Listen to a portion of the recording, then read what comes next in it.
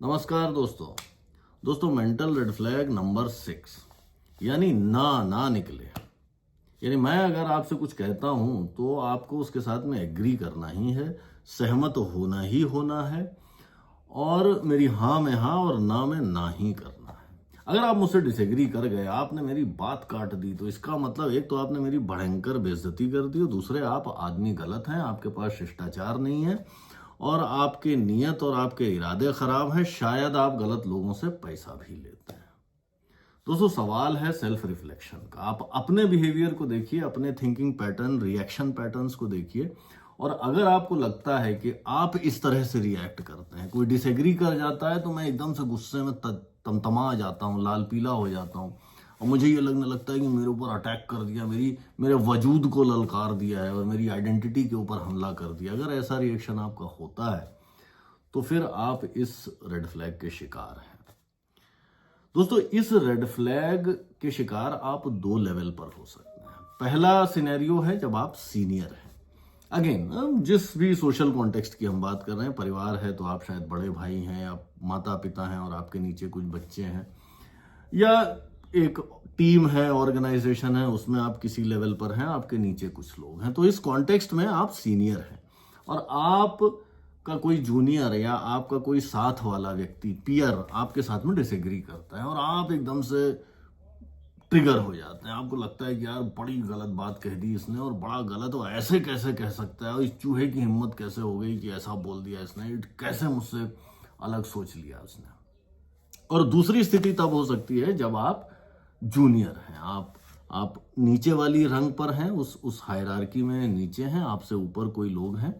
ऊपर वाले व्यक्ति ने कुछ कहा, आपका दिमाग किसी दूसरी डायरेक्शन में सोच रहा है, किसी दूसरे तरीके से उस प्रॉब्लम के बारे में सोच रहा है, डिसएग्रीमेंट हो गया। अब आप अगर इस ट्रेनिंग से आए हैं, जिस ट्रेनिंग में डिसएग्रीमेंट का मतलब बेइज्जती होता है, या जिस ट्रेनिंग में डिसएग्रीमेंट का मतलब होता है कि आप आदमी गलत हैं, अगर आप उस ट्रेनिंग से आ रहे हैं तो आपके दिमाग में तो टेंशन पैदा हो जाएगा कि भैया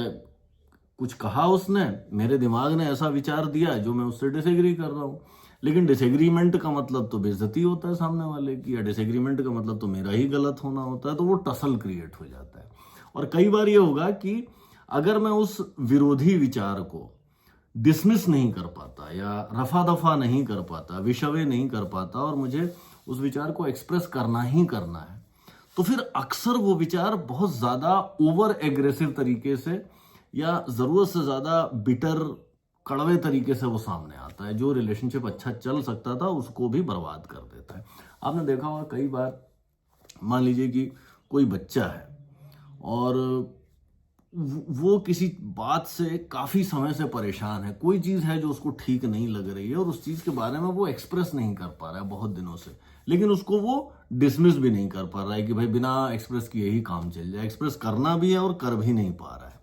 और आपने देखा होगा कि वो कई बार जरूरत से ज्यादा एग्रेसिव तरीके से उस चीज को एक्सप्रेस करने की कोशिश करेगा कि हर संडे को मुझे बोला गया 1 घंटा टीवी देखने को मिलेगा, पिछले 3 संडे से मैं एक बार भी टीवी नहीं देख पाया हूँ, मम्मी पापा आप लोग ना झूठ बोलते हो, मेरे साथ गलत करते हो और छोटी छोटी बातें भी नहीं समझते, मेरी फीलिंग्स का ध्यान नहीं रखते। इस तरह का ओवर एग्रेसिव रिएक्शन हो जाएगा। अब छोटा बच्चा है तो रिएक्शन क्यूट लगता है, हम प्यार से, समझदारी से उस चीज को सॉल्व कर सकते हैं। लेकिन जब आप बड़े होते हैं, किसी प्रोफेशनल, सोशल या पर्सनल रिलेशनशिप में, हाई स्टेक्स रिलेशनशिप में हैं, तो इस तरह के रिएक्शंस चीजों को गड़बड़ कर सकते हैं।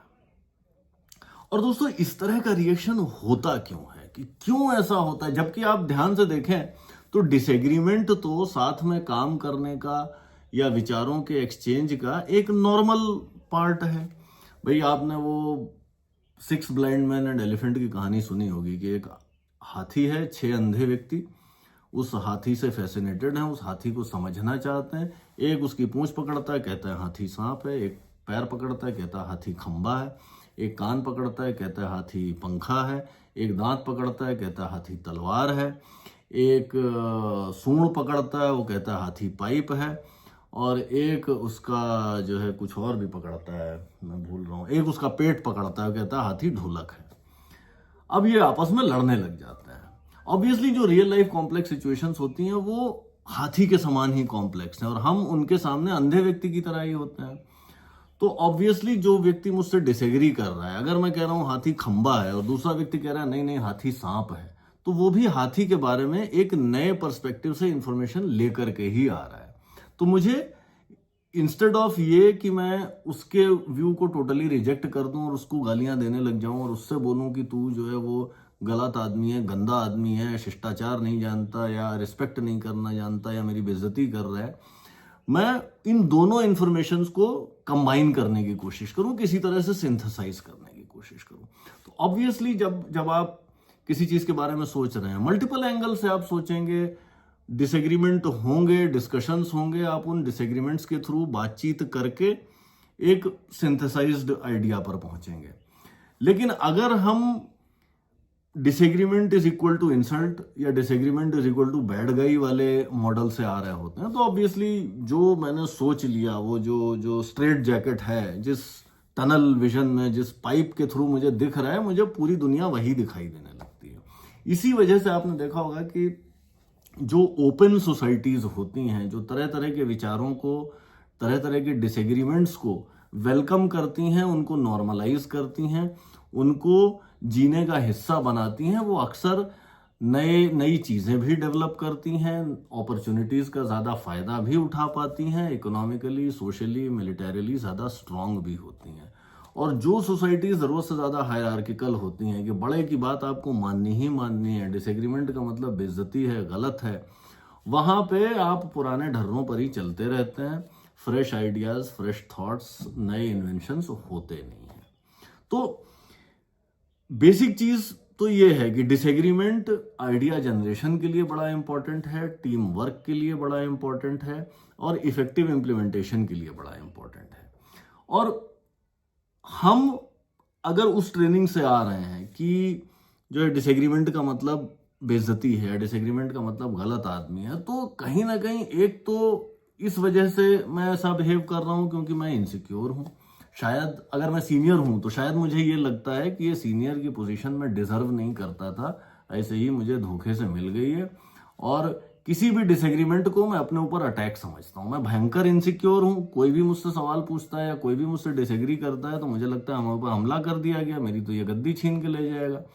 तो इस वजह से मैं उसके ऊपर अपनी पूरी सेनाएं दौड़ा देता हूं, उसको पूरी तरह से वायलेंटली क्रश करने की कोशिश करता हूं। और दूसरा रीजन शायद ये हो सकता है कि मैं डिसएग्रीमेंट को इसलिए वेलकम नहीं करता क्योंकि शायद मेरे पास छुपाने के लिए कुछ है, कोई ऐसी चीज है जो मैं नहीं चाहता कि सामने आए और जिसके बारे में बात हो। इस वजह से मैं अपना एक वर्जन उस कहानी का देता हूं और कोई आदमी जो उससे अलग बात करता है उसको मैं दबा देने की कोशिश करता हूं। तो ऑब्वियसली डिसएग्रीमेंट को डीमोनाइज करने में नुकसान है। हम गलत विचार सोच पाएंगे, हम अच्छे विचार सोच नहीं पाएंगे, अच्छे सॉल्यूशंस नहीं बना पाएंगे,